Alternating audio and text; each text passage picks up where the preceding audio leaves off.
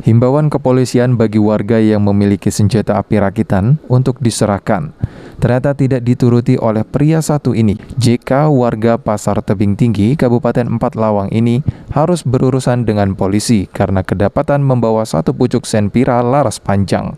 Penangkapan tersebut dilakukan polisi saat JK sedang berada di kebunnya.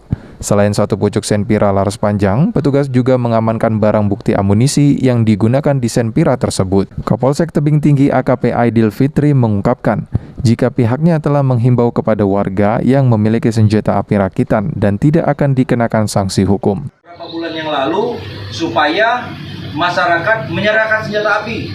Bagi yang ditangkap oleh Polri, maka akan diproses hukum.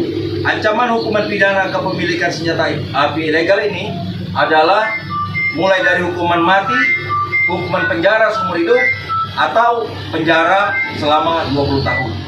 Polsek Tebing Tinggi sendiri akan terus mensosialisasikan kepada warga terkait bahaya kepemilikan senjata api rakitan. Firman Hidayat, PAL TV.